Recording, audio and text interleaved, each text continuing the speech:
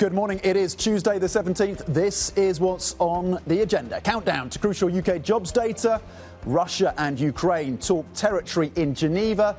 And the AI fear trade hits industrial software. Yeah, that's right, Tom. Let's take a check on how markets are opening up this morning. We're looking at the NASDAQ 100 after a day off in the United States for President's Day. You can see the NASDAQ down about 0.75% this morning, coming into that slide after extending the slide from last week. Euro Stoxx 50, similar picture, down a little bit less, about 0.33% this morning. In gold, getting absolutely sort of hammered over the last couple of days, down $82 a troy ounce, down 1.6%. Broke through 5,000 yesterday. We're just teetering there on that 4,900 level going into the session today. The countdown to the opening trade starts right now.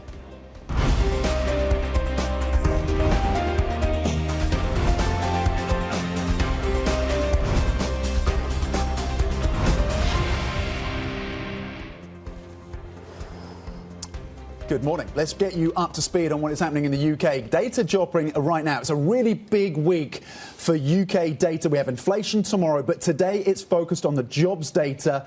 And on first glance, this looks weak. You can see the reaction in the pound on the back of these numbers. So average weekly earnings, this is on a 3-month year-on-year basis, coming in at 4.2%. The survey had looked for 4.6%, but average weekly earnings coming in up 4.2%. Below the survey number. There's also a revision lower to the prior number from 4.7 to 4.6%. In terms of weekly earnings ex bonuses, the print is 4.2, which is in line with the survey number, but there's also a revision lower to the previous month from 4.5% to 4.4%. And in terms of numbers coming through on jobless claims changes, you're looking at 28.6 thousand in terms of jobless claims change. And that is compared to the previous number of just shy of 18,000. Having a look right now, what's happening in terms of the pound reaction. Let's bring that back up for you. Currently down 0.3%. Again, really important, Ollie, as we think about the inflation data tomorrow and market pricing. Currently around 70%. We'll see how that changes. 70% chance of a March cut from the BOE. Again, a big week of data. It looks like we have further confirmation that this is a softening labour market here in the UK. And we'll see if inflation tomorrow is also pointing out. And that would open the door, it seems, for that March cut from the BOE. Yeah, absolutely. I mean, very contrasting to what we saw from the United States last week in terms of the labour market. We actually saw the unemployment rate tick down. You're actually seeing now here the unemployment rate in the United Kingdom tick up. That is, at 5.2%. It was expected to stay steady at 5.1%. So again, not really making particularly good reading to those watching the UK economy today, looking at the labor market. But again, this is the big question, I think, here in the United Kingdom. For as long as, I can remember over the last couple of years, what is going to be the recipe to turn this sort of economy around within the labor market and really find that sort of growth within the United Kingdom? I think that is obviously one of the great challenges for Keir Starmer, one of the many challenges, we should say, for Keir Starmer. The bond markets are rallying today. We'll see what happens with gilts. There could be a further move. Goldman Sachs putting out a note yesterday saying gilts should rally this year despite and look through risk premium around politics. They think the foundations are there in terms of lower inflation and lower rates from the Bank of England to support a further rally in gilts. Again, broadly across the bond markets today, powered by Japan, you're seeing strong moves into Japanese JGBs on the back of a relatively successful auction. Treasuries a bid as well in the session. Yields down between 2 basis points on the front end to the 10-year as well. We have to think about geopolitics today, Ollie. This is your wheelhouse, very much so, in a meeting in Geneva. Yeah, absolutely. And also rolling off those 4 days over in Munich for the Munich Security Conference. Lots of conversations there, obviously, about Ukraine. But I think, again, dominated somewhat by the American role on the global stage, the American role in NATO. But again, a few things to sort of tie together here. What we've got later today and tomorrow is we have these sort of trilateral talks between the United States, the Ukrainians, the Russians. Still, from everything I can tell in all the conversations I'm having, some distance away from any kind of major breakthrough. We know what the sticking points are. It's over territory. It's over a ton of different things. But really that territorial issue and, of course, the safety and security guarantees, which the United States seems to have moved closer to the Ukrainians with. But again, over the weekend, we actually did hear from Zelensky. He was talking about basically trying to get a 2-month ceasefire in place in order to hold elections in Ukraine, because this is something that we've heard from the President of the United States intermittently that he would like to see. And again, the final strand that we will get get to this a little bit later in the show with the geopolitics. Fascinating, of course, was that conversation, that speech by Marco Rubio in Munich, sort of reassured the Europeans, but fundamentally really didn't. And then where did he go? Budapest, and this sort of very interesting press conference we had with Viktor Orban yesterday, where Rubio was really sort of wrapping Viktor Orban in the American flag and sort of Trumpism and saying, basically, you guys have an election in 2 months. You want to have the goodwill of the United States. Better keep this guy in place. Ahead of that election, really interesting in terms of the moves from the Trump administration and Rubio's visit, as you say, to Hungary. The other geopolitical piece that we're monitoring today is Iran, and we've seen some Iranian naval vessel exercises in and around and close to the Straits of Hormuz. You just see a bit of a movement in oil on the back of that. That seems to have been paired. Brent is currently down 0.7% at $68 a barrel. There's divergence in terms of Brent versus WTI today. WTI is actually up 0.7, likely, of course, because it hasn't reflected the market pricing, the US back in terms of trading later today. So Brent is the one to focus on, and that's currently down 0.7%. We had a reminder. The AI fear trade continues once again. Yesterday, Dassault Systems and Siemens, companies you are familiar with, Ollie, under a lot of pressure. The stock selling off between 8 to 10% at some points in the trading session. Dassault Systems really being hit, one of the biggest losers across the European space yesterday. And that is on fears that the software technology in terms of industrial design software could now be threatened. An area of software that some had thought would be more defensible because of the complexity of it, and yet yesterday a report being put out by UBS suggesting that maybe some of the big industrial companies out there are rethinking their commitments around industrial software. Absolutely, and I think it also speaks to this idea of the risk of something as sort of disruptive as AI that we can't really get our heads around in terms of, we know the impact is going to be massive, we don't know what it's going to be, but we talk to guests and we talk about basically diversifying away from AI, away from the United States. They say, hey, listen, maybe we should buy some Europe, buy some industrial companies, some classic companies. Of course, now you see Dassault gets the sort of worst sell-off in the company's history, basically based on speculative threats of this sort of digital twinning, which is basically what they were concerned about, that Siemens and Dassault are involved in. This is basically trying to create the industrial metaverse, that these things could be just fundamentally disrupted. And of course, for these industrial companies, this is one of the areas where they're trying to grow. Siemens, as you know, has sort of moved away from the heavy industry, from the building of trains and things like that. They still do that, but it's not as big of their business. They're moving into that digital space. I thought it was really interesting to look at what Goldman Sachs has put together. We'll get to a soundbite from Siemens shortly, but in terms of Goldman Sachs putting together an AI basket, defensive and those most vulnerable. We showed it on the screen, but I think it's worth showing again. So going long, companies like CrowdStrike, Palo Alto, which reports later today, Oracle, interesting, and Microsoft, and then shorting the likes of Salesforce, DocuSign, Accenture. So the vulnerable and the more defensive, at least that is the take from Goldman Sachs. So that basket in focus. You talked about the fact that executives have been addressing the AI threat. We spoke to the CEO of Siemens last week. Here's what he said when I asked him about their exposure to industrial software and his response to AI concerns. We know that AI has the potential to disrupt some of the software businesses. I mean, if you talk about software which runs on call centers and the like, I mean, that's fully on the block. But if you go on the other end, on industrial software, simulation software, physics-based software, we don't see that at all. Yeah, and I think that, Siemens is very interesting because they're trying to position themselves, and what he's talked about in this sort of super cycle of basically the transition also, because, they feed all of this sort of infrastructure for smart technology, for all these data centers, for all of this sort of intelligent stuff we're going to have to do with the power grid. They're sort of, positioned within there. But again, nobody, as we keep going and we keep learning of all this sort of new sectors that are going to be disrupted by AI, and that sort of thesis changes every couple of days, but this is a huge risk for these executives, particularly some executives who are trying to talk up the positive effect of AI and then has the negative effect when the sort of analysts take it sort of a different way from their earnings calls. Yeah, to your point, this is a company that performed very well in its earnings because it's lent in to the data centers, the electrification, and that is paying off, but they're exposed, at least that would be the risk, on the software side. Let's get an update in terms of what's happening in India, because there's a really important AI summit that's taking place over in India, the AI Impact Summit, the India AI Impact Summit. We've got an announcement, a redhead crossing the terminal right now. India's Adani to invest $100 billion, talking about investments in CapEx, $100 billion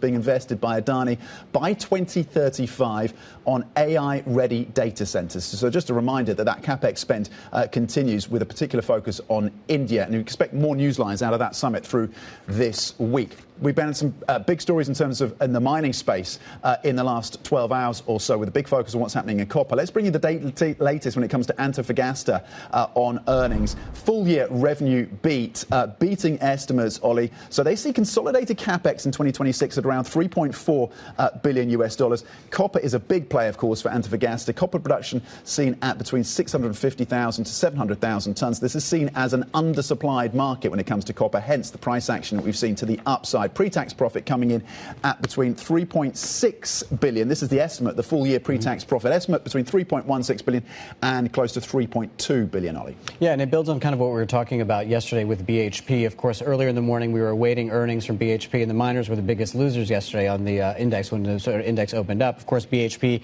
came out with these numbers and seeing for the very first time in the company's history that copper made up more than half of their profit. Obviously, this is a pivot away from the iron ore story, away from the China story and towards the electrification story. But you're seeing, again, these conversations about AI, digitalization appearing very clearly also in the mining sector. Absolutely. We're going to get an update in terms of what else is coming up on the show then.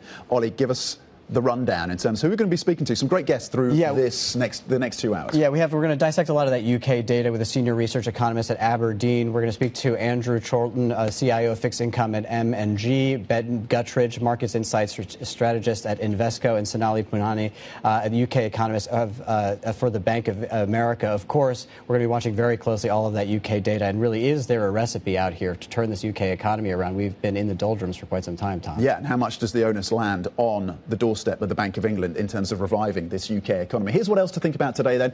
High stakes talks, as Ollie's been telling us, in Geneva, of course, for both Iran, the US and Ukraine and Russia. Will be monitoring the geopolitics for you then, of course. President Macron, of course, meeting Modi in Mumbai at that AI Impact Summit, or at least ahead of that AI Impact Summit. At 10 a.m. UK time, we're going to get German ZEW economic sentiment data.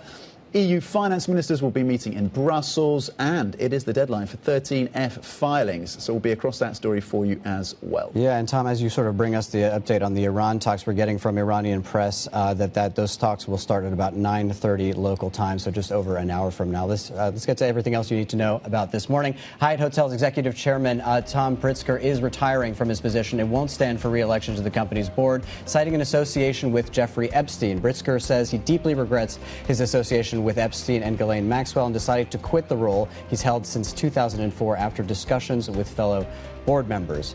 The United Kingdom has dropped its plans to postpone local elections in 30 areas after legal advice suggested the delay was likely unlawful. The reversal follows a lawsuit from Nigel Farage's Reform UK party, which accused the government of trying to obstruct democracy. All local elections proceed now as scheduled this May, leaving councils in a, quote, race against time to organize the votes. And Bloomberg has learned that Anthropic's talk with the Pentagon about extending a contract have hit a snag. Sources say Anthropic wants to put guardrails in place to prevent its Claude AI tool from being used for mass surveillance or developing weapons that could operate without human involvement. The company says it's having productive conversations with the Defense Department on the issue, Tom. Look, this is a reminder of the complexity in terms of the ethics around AI, particularly if you have contracts with the Department of War, as it's now known, or the Pentagon. And so Anthropic has had a 2-year contract with the Defense Department, which provides software solutions and Claude specifically designed for the government to use and to integrate things like intelligence data. And apparently that has been very productive for the government. They have talked about this in very positive terms, but now they're up for a contract renewal. And the concern is that Anthropic, which really positions itself as the responsible AI lab, is concerned, it seems, according to the reporting, about their technology being used for things like mass surveillance, for things like autonomous weapons systems. So this is really crucial in terms of whether or not this is resolved. The Pentagon suggesting they're going to take a pretty hard line in these negotiations in a year when Anthropic, according to the reporting, could be looking at a public listing, and a pretty sizable one at that.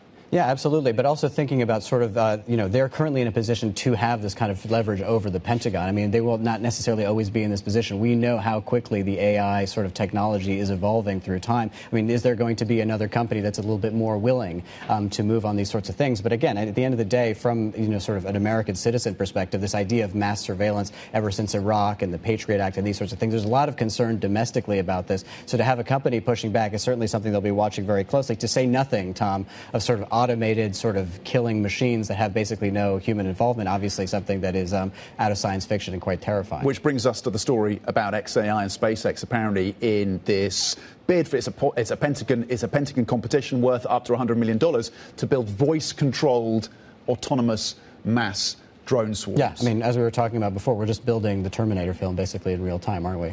There is some level of concern about how far this goes. Of course, the Defense Department and the Pentagon would say this is necessary in terms of trying to compete with their adversaries. Two stories to monitor, though, in terms of the evolution of AI when it comes to defence and integration there. Coming up, we're going to switch focus because we're going to look at expectations for the BOJ. Big rally in JGBs today after strong demand in Japan's first bond sale. And that's what's important. First bond auction since the Prime Minister's historic election win. Plus, BHP and Antofagasta continue a busy week for mining earnings as demand for copper surges and exposure to that metal really pays off for BHP.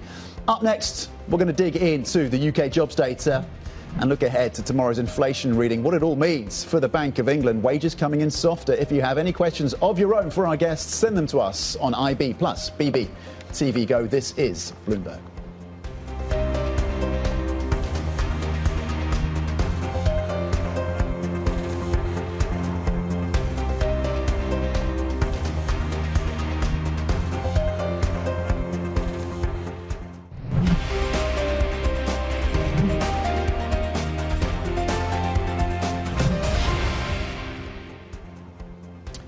Well, good Tuesday morning, but not if you are long sterling. This morning we're down almost 0.5% this morning on cable. Just after getting that UK wage data that we've got, we saw unemployment tick up and saw some weakness across the board. Let's get a little bit of analysis from that from Markets Today, Sam Unstead. What do you make of these figures we're getting this morning? Certainly the market is giving its vote.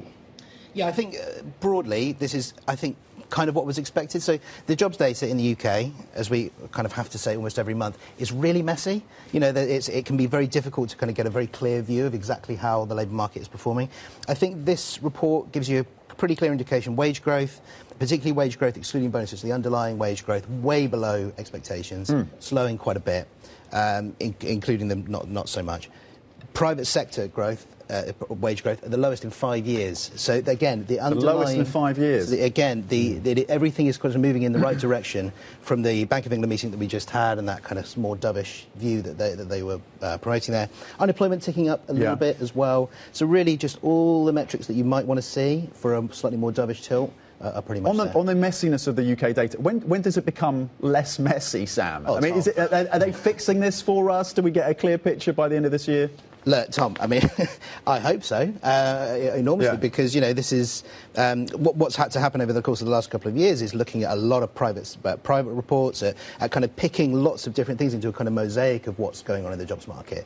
This one is getting better, the official data, and I think what you're starting to see now is the sort of rollover of some of the changes that were made, but there are still quite a few to be made as well. So we're still in this period where we're looking at lots of different data points to decide exactly how things are. Going from this data, though, which, as I say, has got better, you know, we'll say at least better than it was previously, you are seeing this sort of gradual weakening broadly in line with kind of what the Bank of England was expecting to see. Sam, thank you very much indeed. Well, that sets us up very nicely indeed to bring in our next guest, Sam Unstead, by the way, of Markets Today and our editor there with the details on the UK jobs data. Let's bring in, at this point, Sree Kochugovindan, who is Senior Research Economist at Aberdeen. Sree, good morning. Thank you for sitting patiently around the desk for us. Does this reinforce your view that the BOE can go 3 times this year with additional cuts? Yes, I think so. I think this really does open up for a March cut now, just based on this data. We do need to see tomorrow's CPI data as well.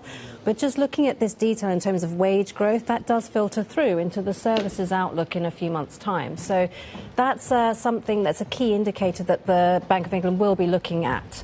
So what we've seen so far is a little bit of stickiness in services, but this does point to, you know, a step lower in terms of inflation going forward. So tomorrow's print, we are expecting some of those base effects that we had impacting inflation over the last few months, over the last year, like school fees, off-gen price cap, all of that will start to unwind, and we'll see that impact tomorrow as well. So I think the combination of today's data and potential for tomorrow's inflation to be lower is likely to open up that door for a March cut and then possibly further cuts as well. OK, so a March cut and then potentially two additional cuts beyond that through this year. What is your level of confidence that we get to 2% inflation by the end of this year here in the UK?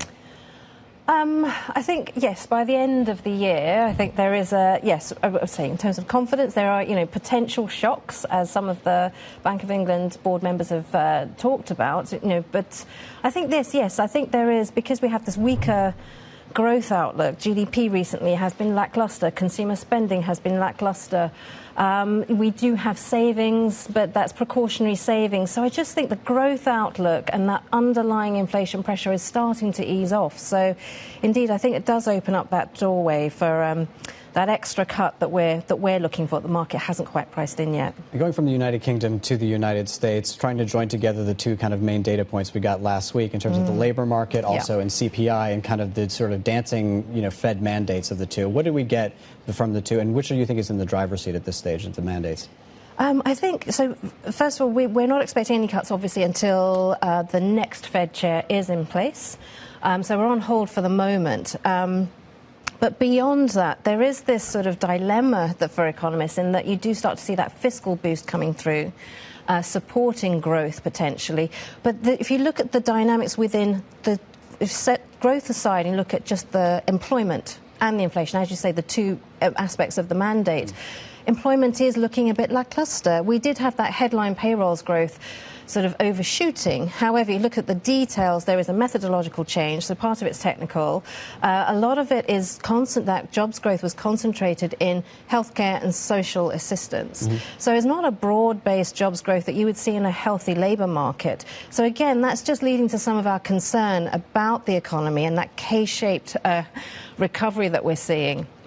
In the US. And thinking about that K-shaped sort of recovery and also the AI trade and also these sort of traditional havens. Let's talk about gold, for example. You still believe all these sort of structural drivers are there for gold.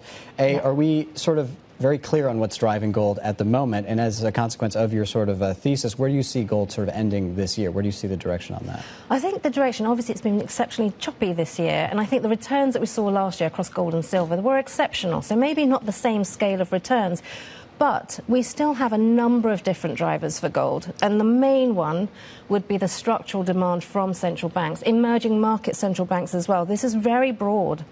And this is really a trend that we've seen in place that will stay in place for some time. But obviously we have these bouts of volatility because there is a lot of speculation in there as well. So we have the retail demand joining in to that structural story.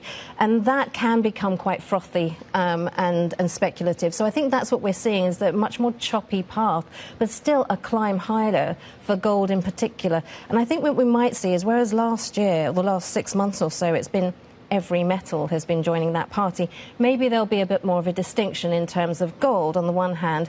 Silver doesn't have that structural demand, but then maybe the next leg to look at would be, rather than silver and platinum, would be the rare earths and critical minerals, and looking at a basket of miners that are linked to that. And you touched on the stimulus impulse that's going to be coming through for the US. There's going to be a stimulus impulse as well, potentially, in Japan. JGBs this morning are rallying. We had a bond auction that was... There was a bid to cover ratio that was slightly narrower than previous auctions, and yet it seems to have been relatively well received, and the market's responding by moving into JGBs. How are you thinking about the fiscal impulse in Japan? Yes, I think Prime Minister Takaichi had a bit of a perception issue in the markets, and she has a mandate with the people. Now she needs that confidence from the markets as well. So I think that Takaichi trade was really based on the image that she would be spend. Now, I think if you look at the details of the budget, the supplementary budget, and the plans for fiscal year 26, they're actually very conservative. And there are some tax reforms there, tax hikes that people aren't talking about. And what she's done is, on the one hand, giving subsidies and tax credits as a plan, but wage incentives, that tax has been removed. So the fiscal outlook is not that dramatic. Debt to GDP continues to decline. So... Yep. Thank you very much indeed, Sree. Kochugovindan, Senior Research Economist at Aberdeen. Coming up, we are just minutes away from bonds opening across Europe. Talking of JGBs and the rally there, we'll see it replicated in Europe. Plenty more conversations coming up. This is Bloomberg.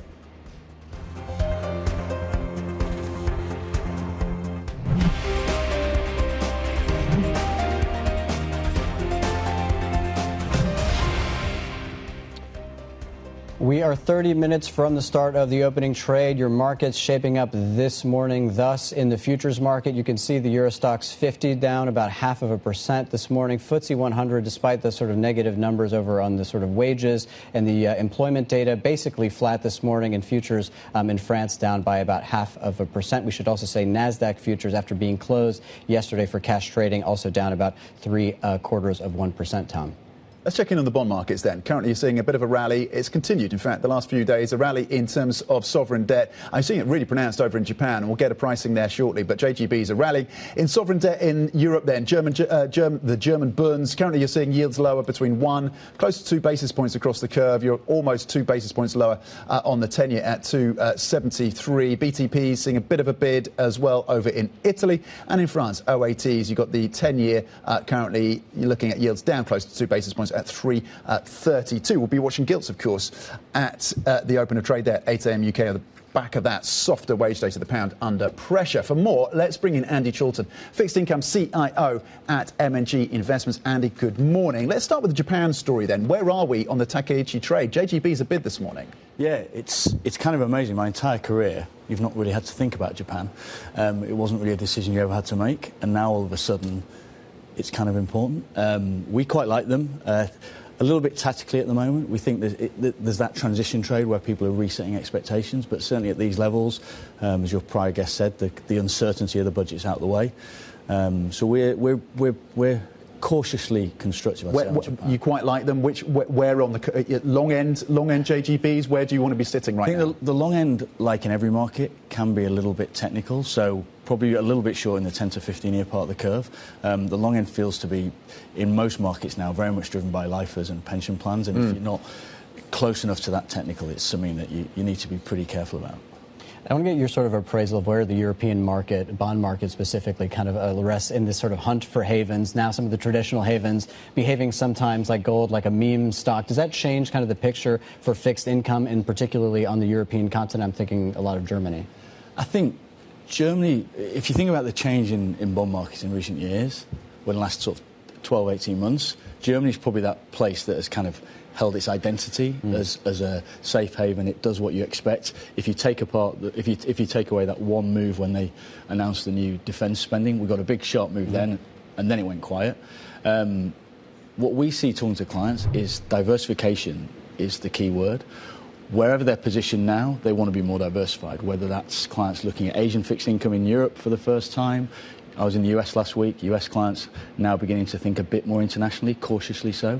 But yeah, I think Germany is probably the one safe haven that still does behave the way that you might expect it to. And is the French bond market behaving the way that you expect it to? I mean, we're looking at the spreads between Germany and France on the 10-year, about 60 basis points, basically the lowest, the tightest it's been in a year and a half. Does that make sense to you? Yeah, I guess they finally passed the budget after lots of yes and no's and lots of stop-start.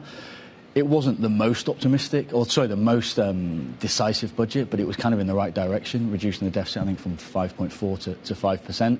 So at least it's moving in the right direction.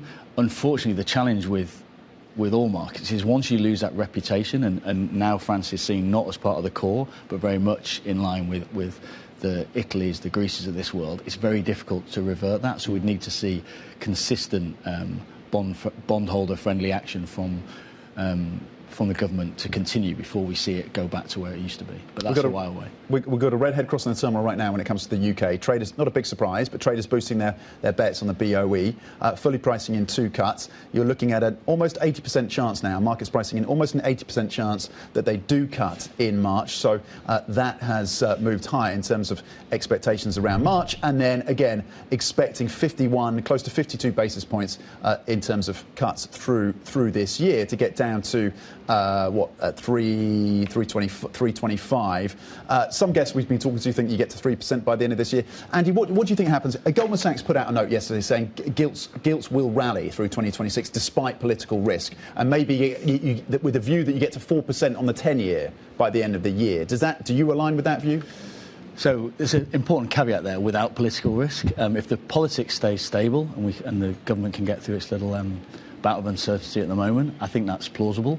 It's interesting that your prior guest was talking about the Japanese budget. Wherever we see governments, you're seeing them address the cost of living, which is positive for inflation. So if we see the CPI number continue to be constructive, I think you'll see Bank of England price cuts continue to be priced in tomorrow. But if we get any more noise on potential change in leadership at the government, I think you'd expect to see volatility. The UK. So you don't think the political? I think the point from Goldman was that a lot of the political risk is already priced in. But you don't think that's necessarily? I don't really think so, to be honest. I think we're in a hiatus at the moment where we're waiting to see what happens. We've got the local elections obviously here. If something else happens on that front, we've seen it a couple of times already where beginning of last year and then later in 2025, noise around changes in leadership, either at number 10 or at number 11, causes a gilt market to be in the crosshairs of international investors. Again, it goes back to that conversation about France. Once you lose a little bit of reputation for stability and common sense, it's hard to get back. And ever since the disastrous budget of a few years ago, we're still in those crosshairs. I want to bring you to sort of another old-fashioned idea in terms of fixed income, which is the idea that debt matters. At what point is debt going to start mattering again for these fixed income markets, whether it's in the United States or across Europe?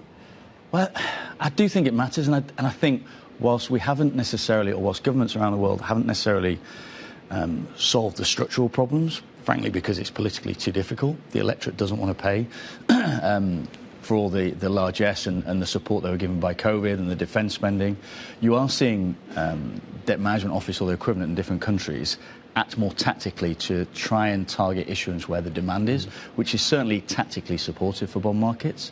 The interesting thing is there's so much focus on the credit risk of government issuers, and it feels very little focus on the credit risk in the credit market, right, which continues to trade at very tight spreads historically, plus or minus the closest we've seen since the financial crisis. We see idiosyncratic risk pop up left, right and centre in the equity market, and credit just continues sailing on.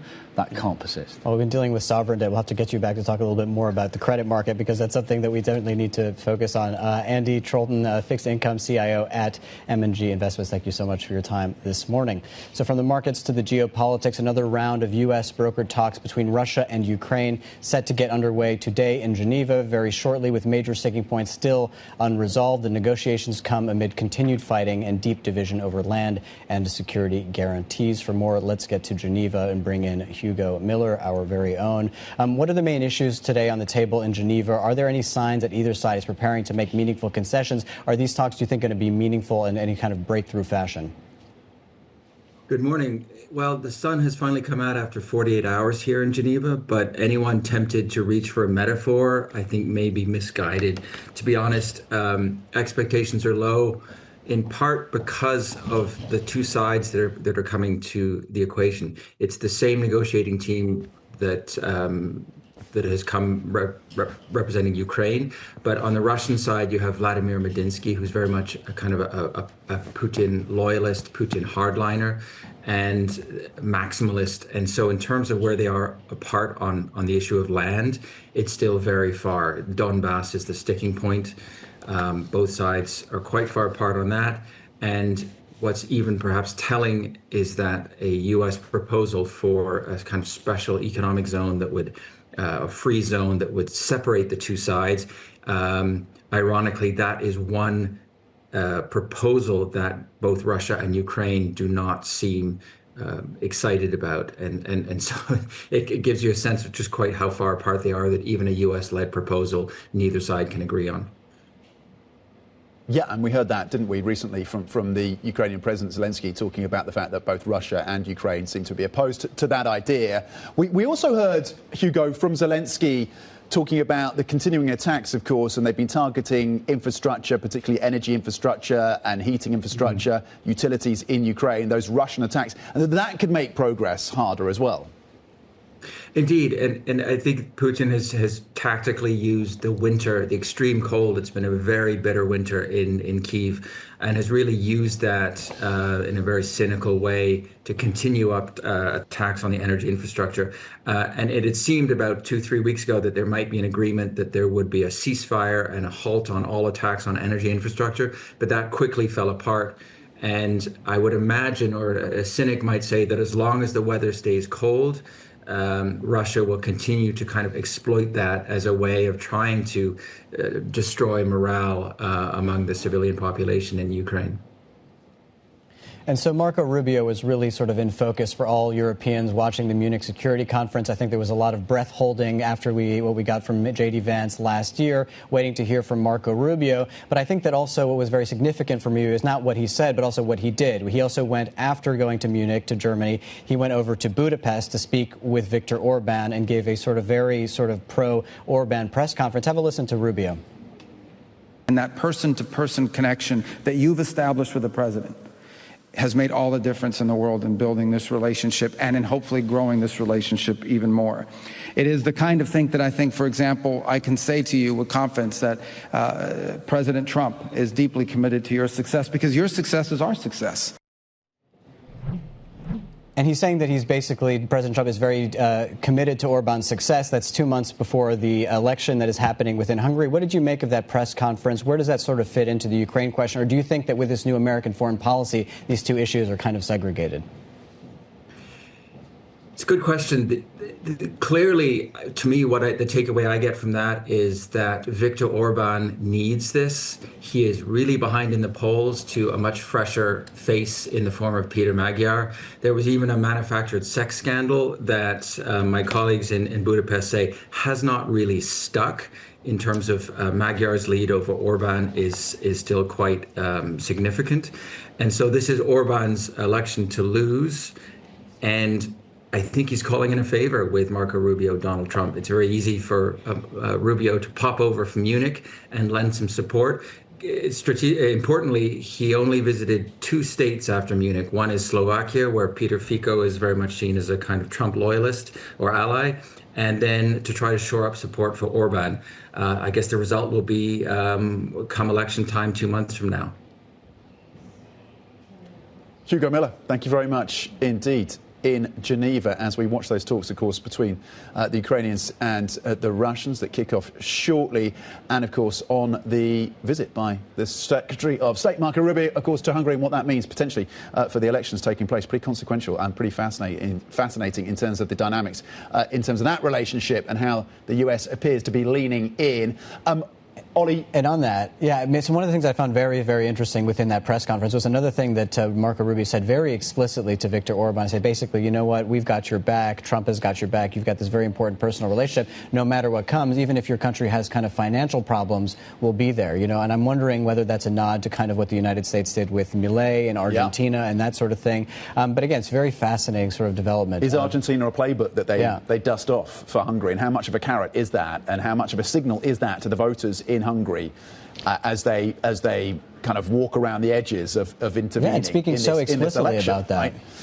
Ollie, thank you. We're also focused, of course, on what's happening in terms of the mining space today. So we've been watching BHP shares surging in Australia after it posted earnings at the upper end of analyst expectations. For the first time ever, copper accounting for more than half of the group's profit. For the first time, 50%, more than just about 50% of our earnings, EBITDA, came from copper, and performance across our assets has been very good.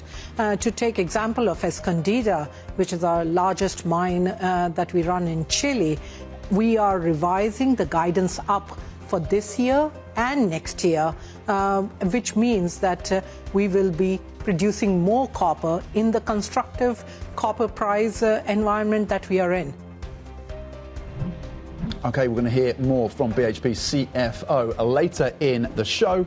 Stay with us. This is Bloomberg.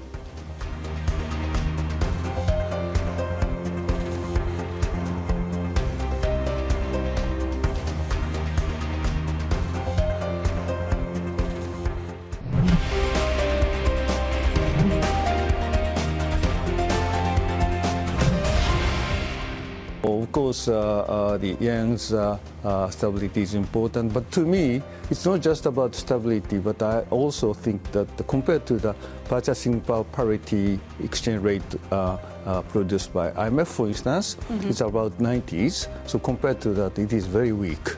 So the level of exchange rate itself is still very low. They're the former Japanese Vice Minister for Finance on the importance of stability in the yen. We're joined now by Bloomberg's Adam Linton to break down sort of market action that we're seeing today. We saw that weak number out of Japan in terms of growth. Are we primed basically for sort of a very bullish case within Japan for the new sort of prime minister to come in and really do some damage? Or do you think that maybe that's oversold a bit? Yeah, I think there's definitely a bullish case to be made for Japan. You know, we've kind of seen that in the post-election reaction to equity markets. I think the bigger question for the market is, you know, what happens with borrowing costs. You know, we've done this kind of 180 throughout January where we kind of saw this rise and we've come back down again. And, you know, that part of that is a vote of confidence in the Takaichi government because the market's kind of taken her at her word that, you know, all this extra stimulus won't be funded by increased bond issuance. So, you know, they're talking the talk, but we need to see them walk the walk. And I do think there are some potential concerns on that front. You know, we've seen some reports suggesting that Japanese bond issuance is going to ramp up massively over the next 3 fiscal years, and the market is kind of still not really kind of engaging with that prospect. And then, you know, from a data perspective, we saw some soft Japanese GDP data over the weekend. So, you know, the Japanese economy is already starting on a softer footing than assumed. Does this require even more fiscal stimulus to get the Japanese economy going? I think that's the question the market really needs to wrestle with. We need some answers, essentially, from Takaichi as to whether or not she's going to push ahead with fiscal stimulus, how much, how they're going to fund that. And so far, we don't yet have those answers, but it seems that markets are trying to kind of preempting to some extent with that move in, particularly JGBs this morning, is pretty pronounced in terms of yields down and money moving into the sovereign debt of Japan. Let's switch focus to the UK and whether or not there is an opportunity. I mean, Goldman Sachs thinks that bonds can rally further from here, that gilts can rally further from here, and the wage data seems to confirm that there is further to go. And markets are now pricing an 80% chance of a cut from the BOE in March. Are you comfortable with the pricing? At least 2 additional cuts in BOE this year, and March is looking almost locked in at this point. Yeah, I think March is basically locked in. I mean, the bar for a March cut was relatively low. We saw that in the February BOE announcement. Only requires one more voter to get there, and we're seeing some signs of softening, you know, from Bailey, from Mann. I'm pretty sure one of those will move over. But like you said, the question is, do we get another cut? And I think 50 basis points by year end is relatively reasonable. I think the data today was unambiguously dovish. But, you know, I don't think we'll probably get it until the end of the year. Throughout the cycle, we've seen the Bank of England continue to lag the data. There's this institutional scarring from being too slow to act when inflation was on the rise. So I do think it will take a little while, but we will get there. And until then, I think the front end of the UK curve may be actually slightly more anchored. Very briefly, Adam, we're watching Fed speakers as well later today, and what they have to say maybe about AI in the labour market. Yep, hugely important. We've got a couple of Fed speakers today speaking on AI. A big part of the wash case is AI productivity equals lower inflation equals lower rates. So we're looking for these comments today to see if other FMC officials are on board with that view, and therefore will he be able to get people on board with a rate-cutting agenda that he's been put forward by the US President Trump administration. Adam, thank you very much indeed. Excellent setup. Adam Linton, of course, walking us through what to expect from those Fed speakers and the take there on the BOE and the softer wage data with JGBs and Japan in focus as well. Let's bring in Chloe Mellet right now with the stocks to watch this Tuesday. Chloe. Good morning, Tom. Miners are definitely in focus today after those very good results from BHP over in Australia. So the earnings for BHP came in at the top end of expectations, and that was thanks to long-running efforts from the company to shift away from iron ore and really boost copper production. And so this boost in copper production also lined up with this huge metals rally that we've seen recently that really benefited copper. And so we could see these really positive earnings have some read across for those miners here in Europe. So names like Glencore, Anglo American and Rio Tinto. It is worth noting that silver prices are coming down. So for those miners that are more focused for precious metals, then maybe it'll be a little bit less positive. But that is definitely a sector in focus this morning.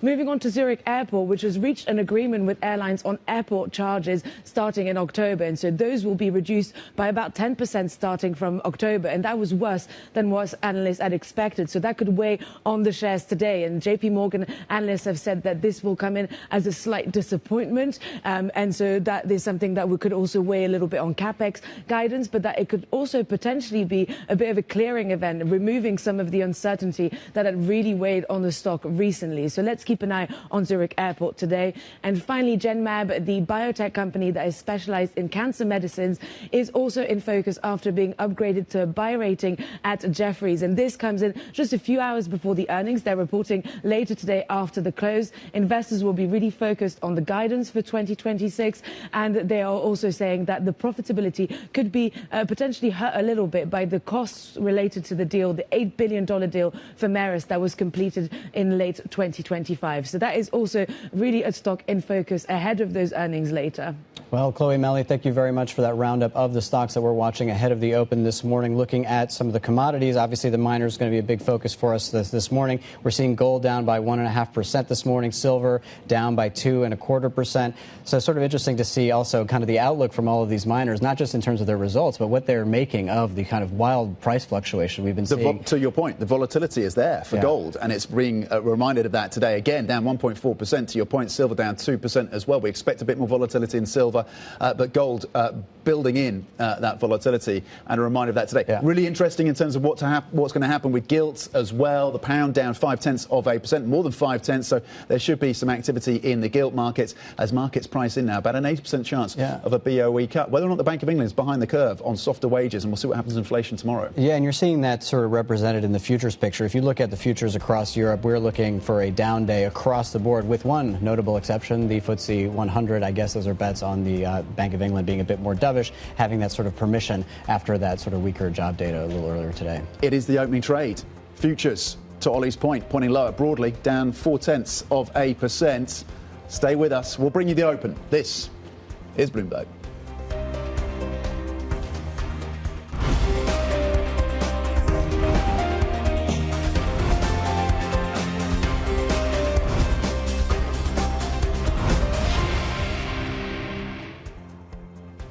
A few minutes to go until the opening trade. US futures reopening, of course, US markets today after the holiday yesterday, pointing lower by 0.3%. Worth reminding you that the S&P is down year to date. It's currently flat. In fact, Nasdaq 100 is down year to date. European stocks, though, on the benchmark, Stoxx 600 up about 4.4%. We'll see if that outperformance continues. But there is caution, it seems, in the markets today. There's a big focus on the UK data.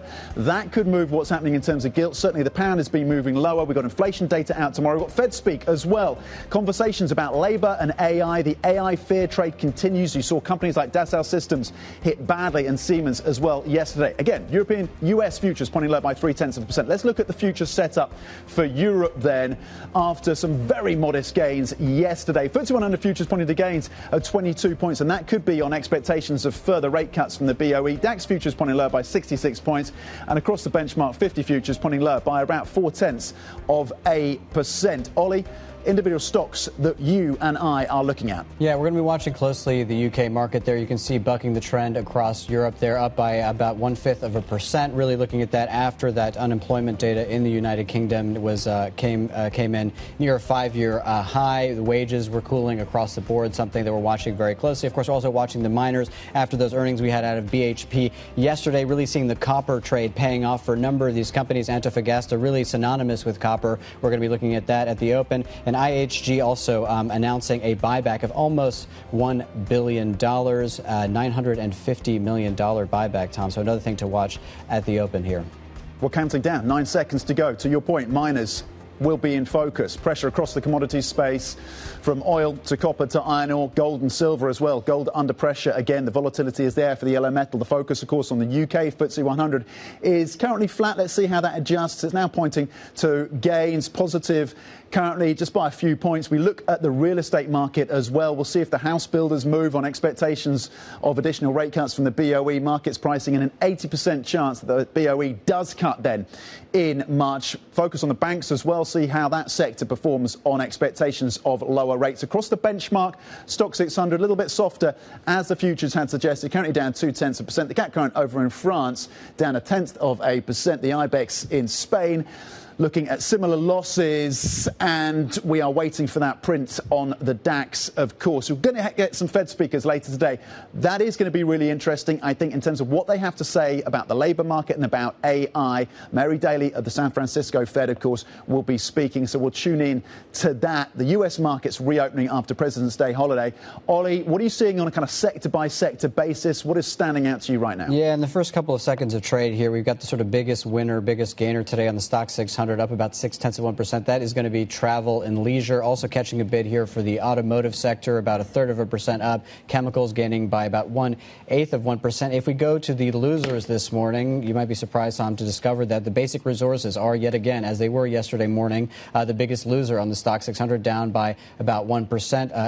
Industrial goods as well, down by about 0.5%. And technology lagging just behind that, the sort of third worst performing here in Europe, down by 0.4% this morning. Yeah, Intercontinental Hotels Group, IHG, up 3.5%, one of the top gainers right now. On the downside, to your point, just picking out some names for you, tech was under pressure as a sector in Europe yesterday. It continues today. Really interesting moves in terms of Dassault Systems and Siemens yesterday, under pressure on the software part and the industrial software story. ASM today currently down 1.4%. Antofagasta, which came out with earnings which actually beat, currently down 3.8%. Maybe there's a mismatch in terms of expectations. And you've been talking about the mining story. Fresnillo also down 2.7%. But certainly the softness across the commodity space will be weighing on those stakes. You're seeing that reflected so far in the session. Let's bring in at this point Ben Gutteridge, market insight strategist at Invesco. Ben, what is the next catalyst for these markets? Good morning. Well, good morning. Nice to see you. Well, it's hard to sort of pick a sort of single catalyst. I think the forces, the macro backdrop, is pretty helpful at the moment. Plenty to discuss on that, but we're looking at, certainly out of the US, resilient growth, the employment backdrop. We can certainly point to areas of weakness, but it's proving more resilient than anticipated, and the inflationary backdrop improving as well, looking quite benign. That has a Goldilocks flavour to it. So, there are forces beneath that are both positive and negative, but that Goldilocks backdrop is helpful. The Goldilocks backdrop, and this is something certainly a lot of our guests talk to us about at the end of 2025. We're going into a year, they would make the case where you're going to get slightly lower rates from the Fed. The Fed's going to be dovish.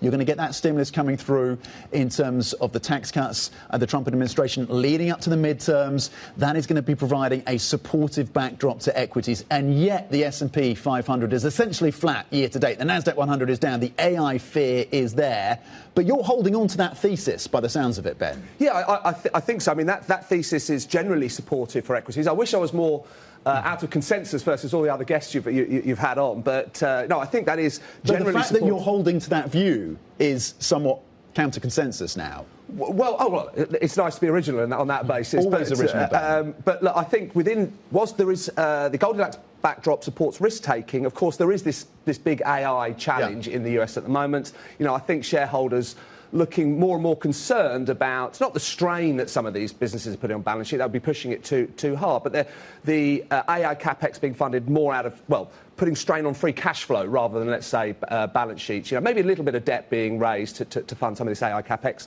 and shareholders sort of taking some aversion to that. So the AI sector, of course, under a bit of pressure, and that's a big chunk of the market that's holding the US back. But the AI, there's sort of a tension that exists between two narratives that we have right now that we're suspending both in our minds at the same time, which is that there's too much capex on the tech side for the AI spend, but then again, it's coming in and sort of wiping out all of these sort of different industries, and obviously now that is being represented in radical moves on individual stocks. For you, which is the bigger risk of the two risks of AI right now? Or it sounds like you're saying, actually, you can't be spending too much necessarily at the moment on capex.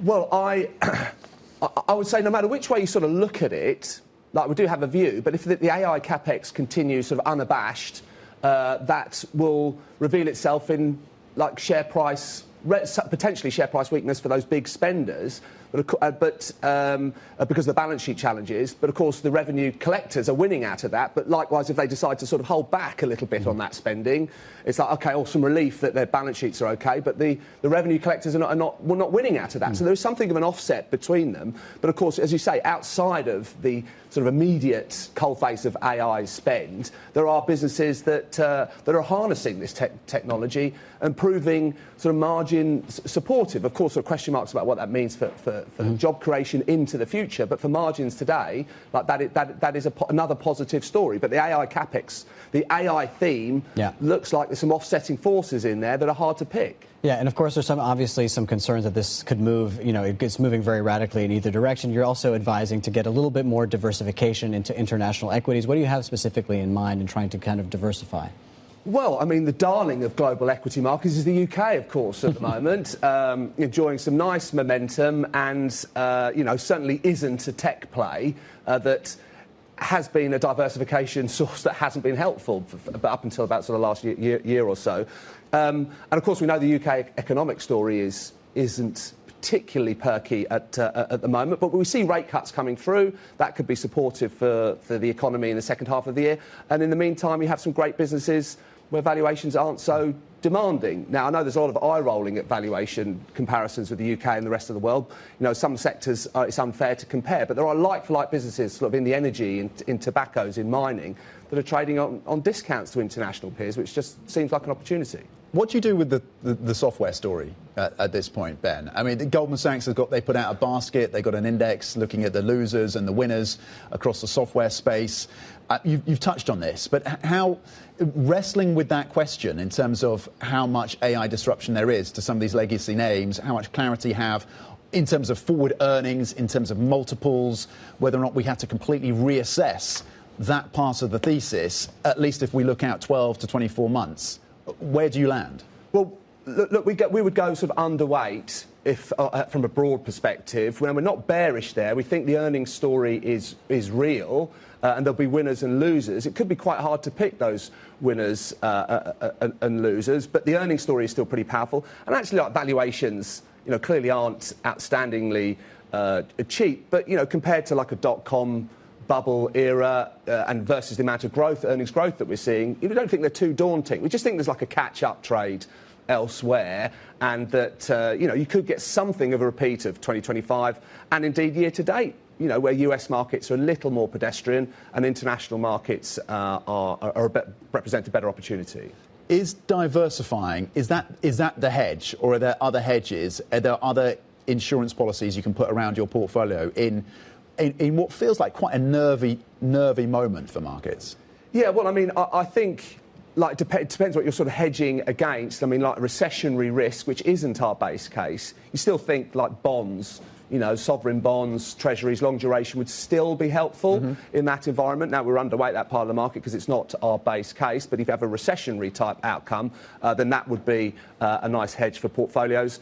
If you have a non-recessionary sort of bear market, you're likely thinking that it's the AI sell-off that's really hurting global markets, and to diversify away from that, I think our international positioning, our international preferences sort of put us in good stead anyway. Beyond that, of course, gold has its utility as a hedge. We think there's like a structural tailwind. Nothing, tried to be original, but of course, like central bank buying, debt monetisation. Where does gold end up, do you think? Do you have a target for gold? I mean, we're comfortably above 5,000 by the end of the year, closing in on 6,000. What kind of assumptions are you making about gold, which is showing that volatility again? Yes, it is. It is volatile. I think 5,000 isn't an unreasonable target, and you sort of revisit from there. But I think it's just a very volatile asset class because maybe the central banks have sort of stepped away a little bit at the moment. But someone like China shows its sort of remarkable ability to time markets, and it almost opportunistic. If gold price shows any weakness,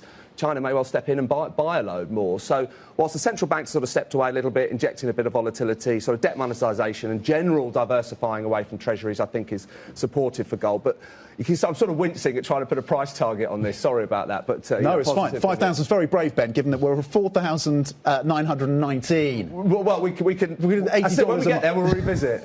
no, that's fine. That's fine. I get it's volatile. I mean, the price action, the correlations with other asset classes is really fascinating for gold. But structurally, the fundamentals are still there for further upside for the elemental. Ben, thank you very much indeed. Appreciate your insights on this Markets Day this Tuesday. Ben Gutteridge, Market Insight Strategist at Invesco. Let's check in on the core six to see how some of these big name stocks are faring in the session today. We talked about the tech weakness once again yesterday. Today, ASML is currently down 0.5%. Rheinmetall, interestingly, on the defence space is down a little over 1%. That's a company that Ollie Crook is very familiar familiar with. On the other end of the spectrum, LVMH in the luxury space getting a bit of a lift, up 0.9%. Novo performing well as well, up a full 1%. Schneider Electric down 1.4%. That is a company with exposure to the data center story. And on the consumer side, Nestle largely unchanged. Standing out to me really are the moves in Novo, LVMH and Rheinmetall as well on the downside. Maybe that's tied to the talks taking place in Geneva between Ukraine and Russia. Let's get a check on some of the individual stocks, the other individual stocks on the move, and bring in Chloe Mallet. Chloe. Good morning, Tom. Let's start with miners, and we have got two names today in particular that are in the red. So Antofagasta, which just reported earnings and results were actually ahead of expectations, but maybe there was a bit of disappointment on the guidance going forward, and so we are down about 3.5% for that miner. And then Fresnillo, the gold and silver miner, is down, but that is more to do with those silver prices coming down, and we are down about 2.5% for Fresnillo this morning. Moving on to IHG, and the hotel operator is in the green this morning. It's up a little over 2% after announcing a $950 million buyback, so almost $1 billion buyback. And also the earnings came in slightly ahead of expectations. The company is refocusing on maybe premium brands, and it's quite confident about the year ahead. And so we are seeing that reflected in that share price this morning. Moving on to AXA, which is also in the green. The insurer, the French insurer, is up about 1.4% after being initiated at a buy rating by RBC, and that is because the analysts have said that there's fundamental improvements in that company that are still not reflected in that valuation, and so this upgrade there is being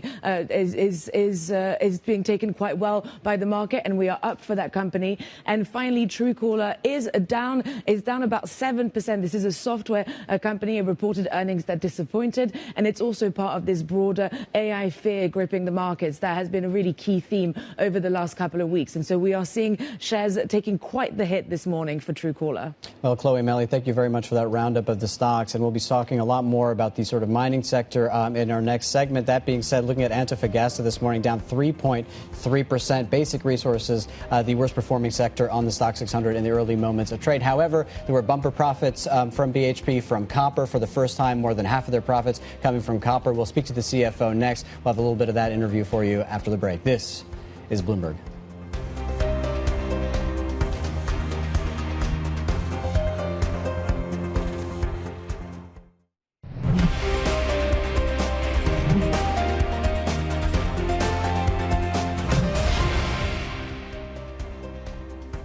Welcome back to the opening trade. We are 16 minutes into the Tuesday session. You're seeing very modest gains across the benchmark Stock 600 of about 0.1%. It's a slightly brighter picture here in the UK. The FTSE 100 up 0.4%. Rate cut expectations certainly part of the story there. The CAC 40 over in France is up just 0.1%. Downside over in Germany. The industrials and defence companies there weighing on the DAX, currently down about 0.1%.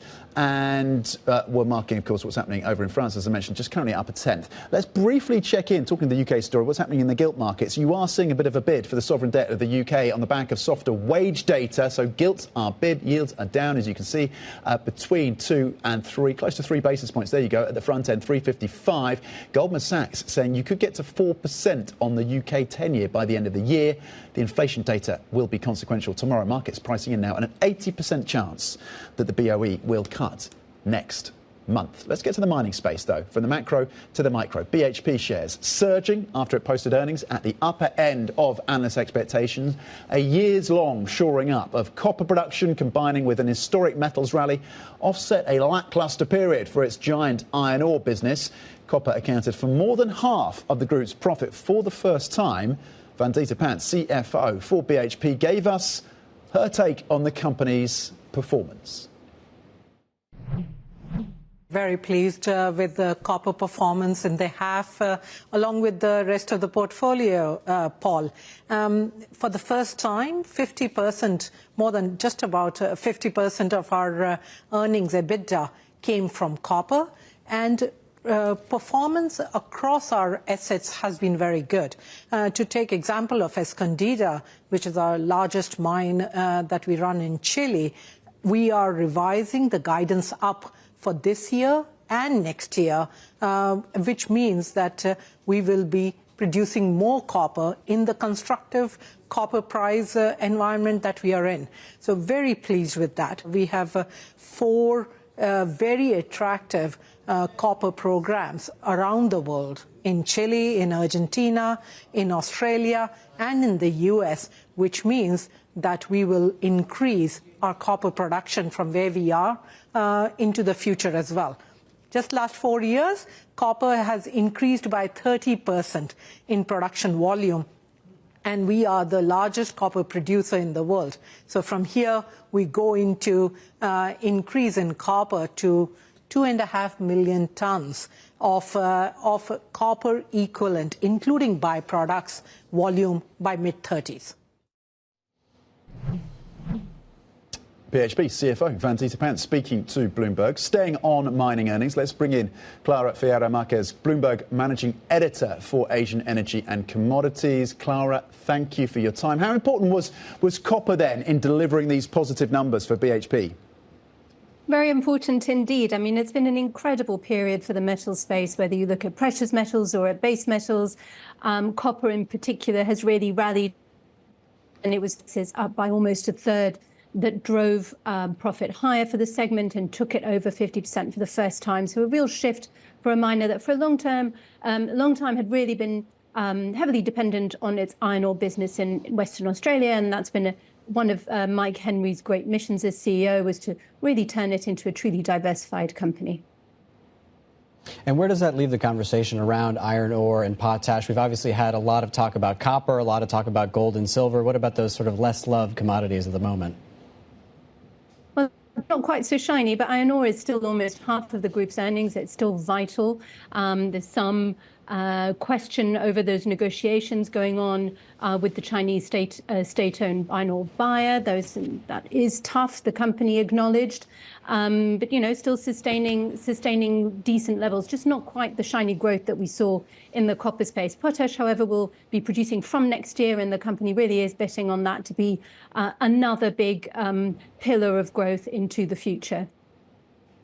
Well, Clara Fiera Marquez, Bloomberg Managing Editor for Asia Energy and Commodities, thank you very much for your time this morning. We also had numbers, I should say, from Antofagasta a little bit earlier in the morning. The stock is down, pretty aggressively this morning, despite the fact that, as we were just discussing, it's a very copper-heavy play for Antofagasta, potentially down to some of the capex plans. We saw it got their capex plans of $3.4 billion in 2026. Other than that, though, most of what we got from them was more or less in line with the estimates. Tom. OK, let's switch focus from the mining space to what's happening in tech. Dassault Systems and Siemens shares slumping yesterday amid intensified investor concerns that industrial software could come under threat from sophisticated AI tools. We're looking at Dassault Systems right now with a bit of upside, but not anywhere close to making up for the losses of yesterday.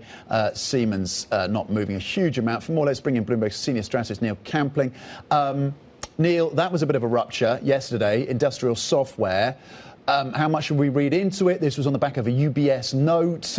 Is there further unwind to go? How real a threat is it when it comes to a part of the software space that many had thought would be quite defensible because of the complexity of it? Yeah, and it is very complex. It's very complex tools around this. I think let's take a step back. Let's look at, firstly, AI on a horizontal layer. These are the big AI tools. We're looking at Anthropic, where obviously Alphabet has their own OpenAI. These are the horizontal tools that capture sort of the big picture, the large language models. Then you look at verticals. Then the verticals are where you get into specific tasks. And this is the latest being discussed about specific tasks for industrial software. Now, if you look at it, the reason why this began was because of last Thursday, and Schindler were talking about no longer using their digital twin partner, which we believe to be Dassault Systems, that they've used for 8 years because they're looking to develop tools internally. So again, we're starting to see the ripple effects that companies can potentially be more efficient by internal tools rather than using external partners. They have done for a very long time. The strange thing, in a way, was that this happened Thursday, a note was written on Friday, and the stock reaction was Monday.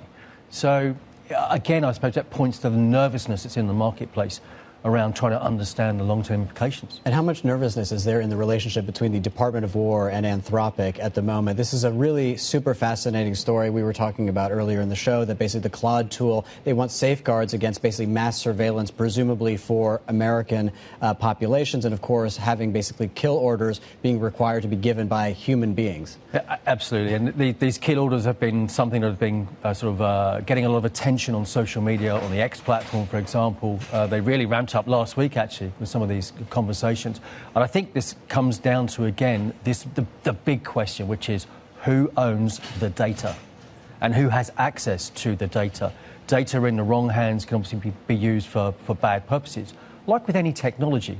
So I think the question why, whilst this discussion has led to a delay with the agreement, is around who's going to own the tools, who's going to own the data, and who can use what with that data.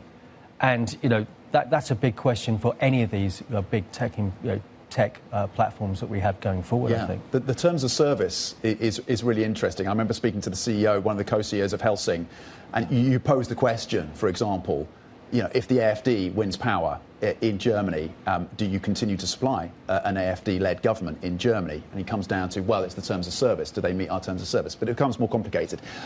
China maybe has fewer qualms about putting AI into its defence capabilities. But there is a company that's raised a lot of capital, and it's a reminder of just the innovation that's happening in China as well. Yeah, absolutely. We're looking at AI raises which are double the valuation of just a month ago in Moonshoot. And actually, there's a lot of talk around an expectation any day now that we're going to have the latest update from DeepSeek. So there's a lot of talk in Chinese tech circles that DeepSeek, during the middle of the Lunar New Year, may actually announce a big upgrade to the technology. And let's not forget what happened January last year when we had that DeepSeek moment. We could be about to have another one. But China definitely are catching up quite aggressively on the AI platforms. And before you go, I just want to touch again on that Pentagon story about the sort of risk that there's obviously the risk that poses, and that the company is concerned. How much of a risk does that pose to the company itself? As you say, there are other AI players out there. If it's not them, will it just be invariably somebody else, or do they have the kind of power to have that leverage at this point? I think at this point there are 3 or 4 platforms that had the scale that could be an alternative source. So I think it's not exclusive necessarily to them. So it may well be that the Pentagon chooses one of the other platforms. And of course, the Pentagon has had some deep relationships with one of the big tech companies for a number of years. So I don't think it's necessarily an exclusive relationship that will pan out. Senior strategist Neil Campling, thank you very much indeed, as ever. A redhead crossing the terminal in the last few minutes. India discussing age-based social media curbs with companies. It's not just European countries, it's not just Australia, India as well. This is gaining momentum. Yeah, and we got some news out of Germany doing the same thing, looking at doing that as well for under 16s and sort of having restrictions between 14 and 16, and obviously a point of immense tension between the Europeans and the United States, as we keep hearing from the President of the United States. Coming up, the pound extending losses as UK jobs data comes in softer than expected. We're going to discuss with Bank of America's Sonali Punhani. That is next. This is Bloomberg.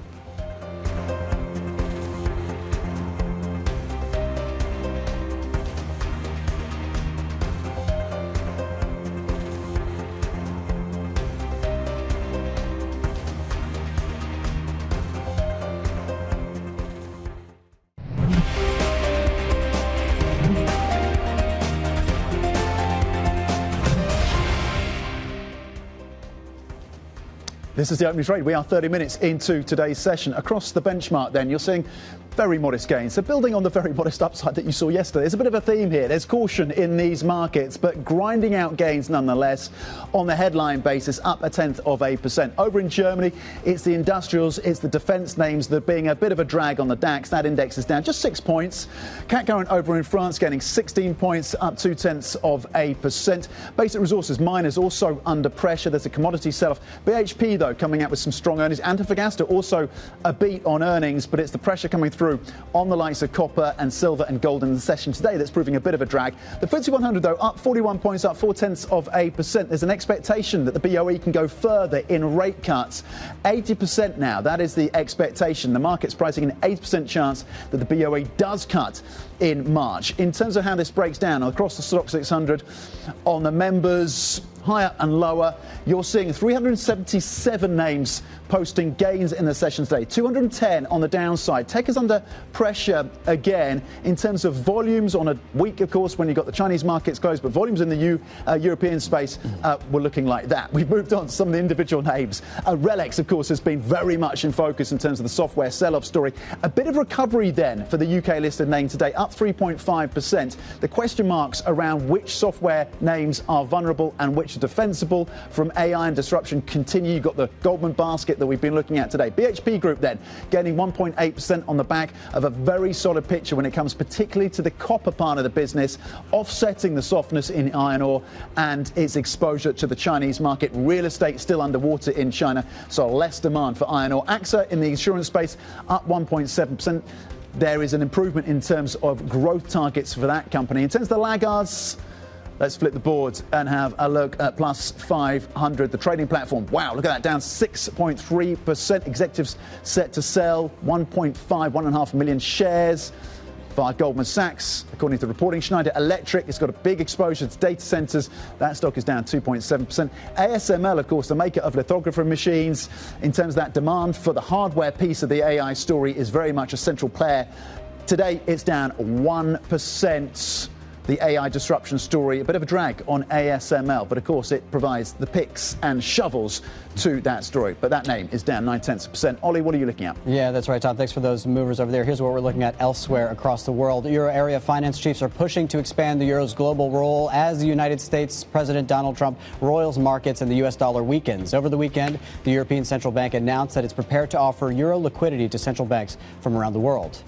The U.S. president says he will be indirectly involved in nuclear negotiations with Iran, which are set to begin right now in Geneva. Donald Trump told reporters he believes Tehran is inclined to make a deal. And those aren't the only peace talks that are happening today in Geneva, as another round of U.S. brokered discussions between Russia and Ukraine are also set to get underway. Major sticking points are still unresolved amid continued fighting, deep divisions over land and security guarantees. Meanwhile, the U.K. unemployment reached its highest level since the pandemic, and wage growth eased as the labor market continued to weaken. The data is likely to reassure the Bank of England policymakers that inflationary pressures in the labor market are easing fast enough to cut interest rates again, with markets almost fully pricing another quarter point cut by April. Tom. Let's stay on that story around the UK, around softer wages and the inflation data that drops tomorrow, the repricing right now around the Bank of England. And bring in Sonali Punhani, UK economist at Bank of America. Sonali, good morning. Is this the Bank of England that is now behind the curve?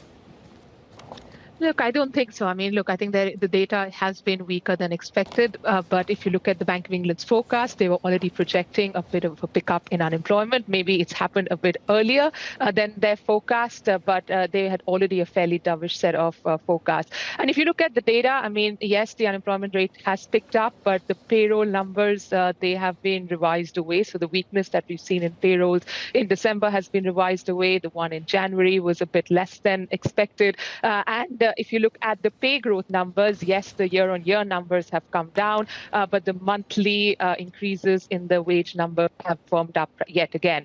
So I think it's, the Bank of England in February, they kept the door open to a March cut. I think today's data reinforces our base case that they will go in March. But does this mean that they need to go back to back or they need to go very aggressively?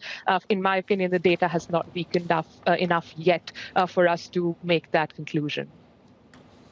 Sonali, we're at 3.75 right now on the base rate for the BOE. Do we get to 3% by the end of this year? It sounds like you would be pushing back on a view that maybe they cut down to 3%, that is the rate of neutral by the end of this year. Yeah, so we basically have two cuts for the rest of the year. So we have cuts in March and June to 3.25. For me, 3.25 is the neutral rate for the Bank of England. If they have to cut more than that, I think as I said, we need to see more weakness in the data to justify cutting below 3.25. I'm not saying we can't get there, but all I'm saying is that I think the data so far and the kind of view that we have for the economy, we've seen some sentiment data pick up, etc. and some of this labor market weakness that we are seeing could be potentially related to labor supply rather than labor demand. Things like vacancies have stabilized, things like redundancies have stabilized. All of that makes me think that maybe we are going to see potentially a bit more softening of the labor market, but not much more substantial ones to see rates go below 325. And we're expecting inflation to come down tomorrow from 3.4% to 3%. How convinced are you that basically inflation is under control? 3% is not exactly an ideal print for the United Kingdom either. Yeah, I agree with that. I think 3% is not, it's still 1% above target. But I think what's encouraging to us is that there is actually a path to get to 2%, and that's going to happen post the April print. April is the main print in which we are going to see quite a lot of base effects work in. We are going to see some of the NIC's contribution to inflation drop off from the annual print. And obviously, we have the budget disinflationary measures that are going to kick in April. So all of that, in our view, should help inflation get to 2% in April and then in the second half of the year.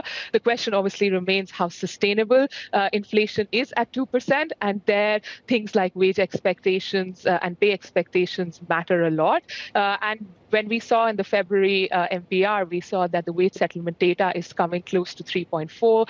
Again, that's not very exactly consistent with the target, but it's close to being consistent to the target. So all of that gives us some reassurance that we should be on the path to 2% by the second half of the year. So certainly that is one of the flight paths. I want to talk about the things that could disrupt that, thinking potentially about a leadership challenge here in the United Kingdom. Where does that fill through? How does that read through into the economic picture? Look, I think if we do see that, and we saw that last year as well, that whenever there is uncertainty around policy making, uncertainty around tax policy, around borrowing costs, that does have an impact on economic growth. So we would be cautious about the fact that if we are in a potential leadership challenge, that the uncertainty that around policy could be something that can weigh on sentiment data. We saw that in Q4 data where consumption weakened as a result of potential risks of taxes ahead of the autumn budget. And so if you see something like that again, then that's something that can weigh on growth as well. But look, I think there's a lot of uncertainty about whether we're going to get there or not. So I think it's something that we need to wait and watch. Sonali, are you seeing green shoots in this UK economy? What is your outlook for growth as things stand by the end of this year? Look, we are forecasting growth of 1.2% this year. I think the positives, at least I think in the first quarter of the year, there has been a bit of a pickup in sentiment as this budget uncertainty has faded away. The key question obviously remains whether that, that positive or optimism sustains through the rest of the year. My sense is there are some positives. The positive, first is that the savings rate is coming down a bit. We saw that in the Q3 data, and that's mainly because interest rates are coming down. So that's helping the savings rate come back down. And then inflation is coming down as well. But I would still be cautious. I think the risks are the fact that the labor market continues to remain weak. And if that, that's for me the biggest downside risk of the economy, that if the labor market deteriorates further, then that's something that can, lower consumption going through the year. So our base case is 1.2 for growth, but I would say the risks are tilted to the downside. On that, so Sonali, on the unemployment rate, so 5.2% on the current reading, what level of unemployment starts to materially impact consumption that would change your view? Look, I think it's not just even the level, it's the speed and what exactly is driving the increase in the unemployment rate. If it's, coming from the labor demand side, i.e. people, redundancies are picking up, vacancies are continuing to fall, etc. That's something that's a bit more worrying than, say, if unemployment's picking up mainly because people are coming back into the labor market and there's a supply increase rather than a demand decrease. But I would say that, it's the speed of the increase. I mean, if we get to 5.5, for example, in the middle of the year, I mean, I'd be worried about that. OK, 5.5 in the middle of the year, 5.5% in the middle of the year would be a concern on the labour market front. Sonali Punhani, UK economist at Bank of America, really appreciate your insights on the contours of this UK economy on a day when we've had wage inflation coming in lower, the pound is under pressure, gilts are bid. As unemployment rises here in the UK, then going for growth has never been more important. But is the government sowing the right seeds when it comes to boosting the British economy. As we head to break, take a listen to a few of the leaders we've spoken to on the show about the recent political turmoil in the UK. We have a really strong growth story and a Chancellor who's obsessed with getting our economic growth rate up. We do want to see people coming to the UK and looking to invest in the UK. That is a good thing overall. We have a tremendous opportunity in this country. To do this, you need to invest in innovation to show companies that... Are you worried about political instability here? Political instability doesn't help, that's for sure. We're not stepping back at all from our commitment to support the UK capital markets, be at the centre of how policies are formulated, be at the centre of how people come to markets. AI is going to be the most important long-term trend, the mega trends that we call, shaping the economy. Can we be using that technology plug and play that those big Mag 7 companies are doing the investment for? What we want from all governments in the UK is a commitment to growth and productivity.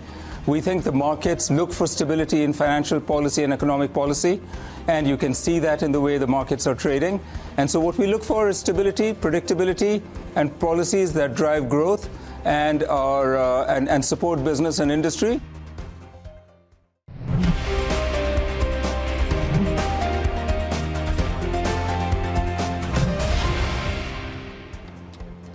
Welcome back to Opening Trade. We are 46 minutes into today's trading session. As you can see, we actually now have some green across the board. We really began the day down across the board with the exception of the FTSE 100. But as you can see, sort of turning that around, the DAX still the notable outperformer there, down by 0.1% as we sort of close out the first hour of trading in the session today.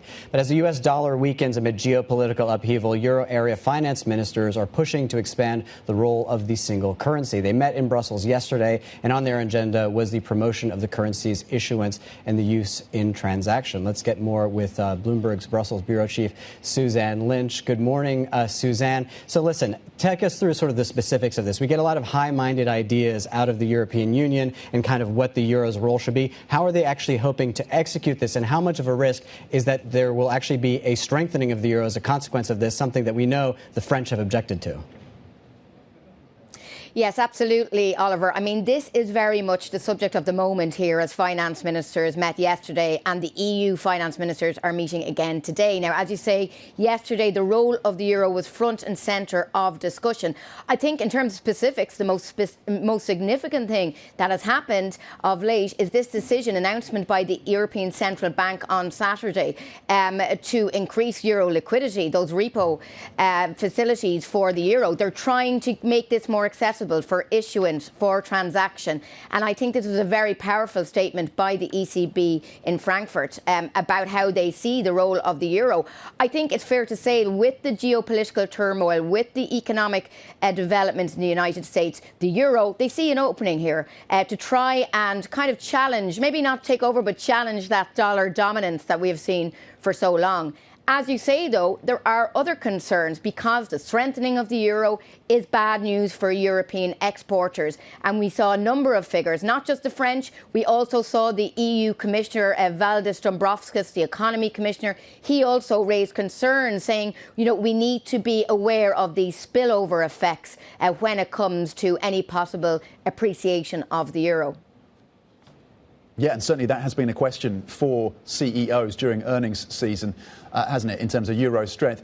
Suzanne, how competitive is Europe at this point? I mean, we tie the competitiveness focus to the euro. I mean, they're having a summit on competitiveness, so kind of are we job done on that front? What is happening when it comes to the competitiveness of Europe and efforts to make this a more competitive economy?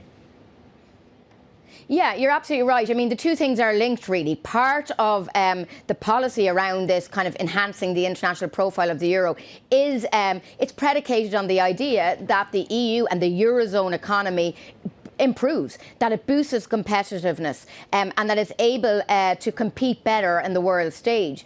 So what we're seeing in Europe, last week we had that competitiveness summit. Next week we're going to see a key announcement by the European Commission. It's called the Industrial Accelerator Act, and really this is kind of the anchor of this new Made in Europe policy we're kind of hearing about. The French again are pushing this, but this is the idea that the EU and the European Commission wants to kickstart the European economy and prioritise European businesses when possible. Of course, there's a big debate about that internally in the EU.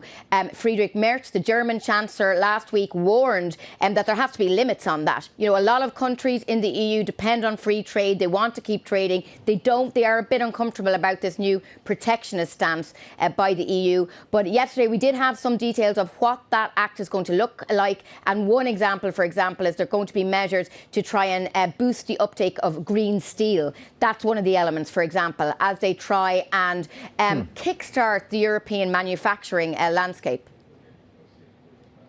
Suzanne Lynch, thank you very much indeed. Bloomberg's Brussels bureau chief. Here's what else to think about today then. High-stakes talks in Geneva for both Iran, US and Ukraine-Russia talks. Macron is going to be meeting. We're just talking about the tension between Macron and Merz, certainly when it comes to defence purchases, part of that story. But Macron will be meeting Modi, of course, the Indian Prime Minister, in Mumbai.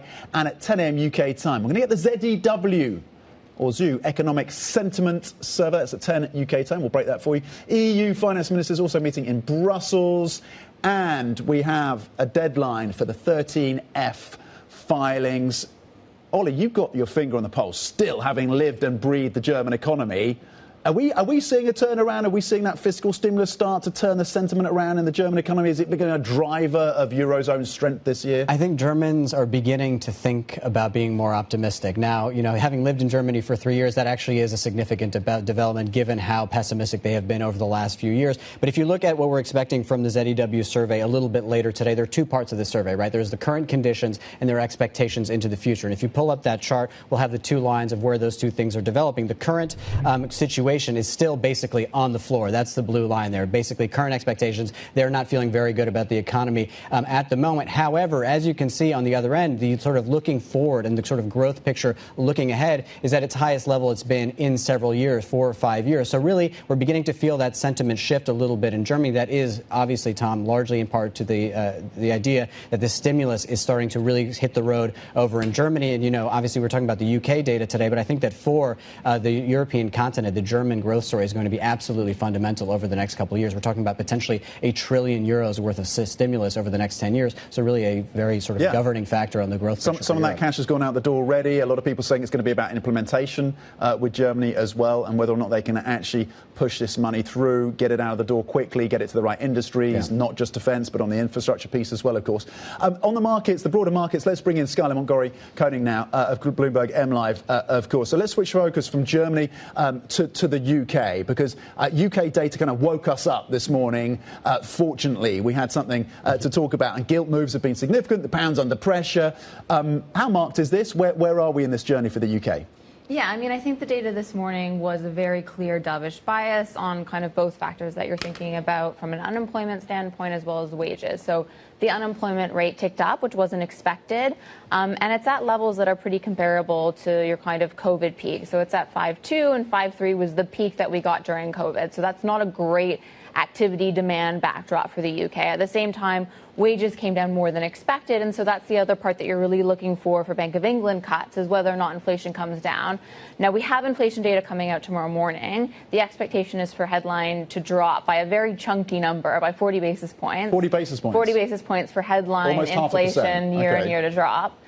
So I think it's a relatively low bar to get cuts, right? We know disinflation from here is going to be quite aggressive. And so that just, as you get the kind of checkpoints along the way, that feeds into that narrative, today's data included. It means that gilts can rally. I think for the pound in particular as well, you're not pricing a political risk premium. So it's downside there, too. And looking at sort of what's going on in the United States this morning, we're looking at NASDAQ futures down about 0.6% this morning. Obviously, they were out yesterday. What kind of narrative are we picking up on Tuesday going in the trade, given what we had last week in the United States? Yeah, it's interesting because overnight futures haven't been doing that well in the U.S., and there's not really a reason for it. And I think that's the struggle with this current trading environment in the U.S. is that we know there are going to be winners and losers from the AI trade.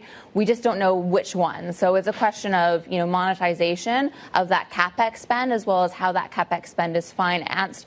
Now, I think what we do know is that we're dating a version between fundamentals and prices. So earnings have actually come in quite strongly for the tech sector. And so you've had this derating where valuations have come down. And I don't think we'll have a clear answer on who the winners and losers are in the near term. So either you get to a point where it's cheap enough and people buy again, which I think we're increasingly getting to, or you have to have those earnings come in weaker. I was speaking to the head of equities at a wealth manager here in the UK a couple of days ago, over the weekend, and he said this is the most uncertain period in his entire career, and that making a call on who the winners and losers are going to be is just very, very difficult. And they've basically gone back to basic principles, working their way up through the portfolio in terms of the companies that they have there. Goldman Sachs has got their basket in terms of who they think is who that you should go long on, who you should go short on. I think that's pretty interesting. What else are you watching on the? We want to get your views on what's happening in Japan, but what else are you watching on the AI story? I mean, you think we're going to get some clarity? Maybe some of those software names are being revived to some extent. What else are you watching for? Is it debt levels? Is it capex spend commitments? Is it news out of India and the AI Impact Summit? What are you watching for? I think I'm increasingly thinking about what are the repercussions that are inadvertent. So we're going to get ricochets into other markets because it's just such a big shift in how we're investing and how money is spent. And if you think about the credit market, the Dallas Fed has put estimates out for how much issuance you'll get from tech companies this year for the AI build out at $300 billion. Now that's 17% of total US IG issuance last year. That's massive. And so it has to have some kind of repercussion for the credit market. And there are a couple big ones I see. The first is that you get less diversification. So your credit indices have had to lower, or they've had historically lower tech weightings. So they become increasingly like equity indices as that tech weight rises. It also is longer duration debt. So USIG tends to have a duration around 7-8 years. You're getting 40-year, 100-year bonds, and that means your duration rises, which means you're more sensitive to interest rate changes. It means it's likely more volatile. And those are just a couple of things that we can see. And it's a big impact. So there will, of course, be repercussions that we can't. OK, that's super helpful. Skylar, Montgomery Koenig, we didn't have time for Japan. We'll get you back on tomorrow if we continue to see the rally in JGBs that we've seen in the session today. Geopolitics and focus as well, Ollie. And we're getting live pictures, I believe, from Geneva. Yeah, we can see what's going on in Geneva right now outside of the Oman permanent mission in Geneva, where we're expecting those conversations between the United States and Iran. We've heard from Marco Rubio over the last couple of days. They want a negotiated outcome. Of course, the threat here is possible military action in Iran. The stakes are incredibly high, so we'll be watching those talks very closely, Tom. OK, plenty more coming up. Stay with it. So that is it for the opening trade. The Pulse is up next. This is Bloomberg.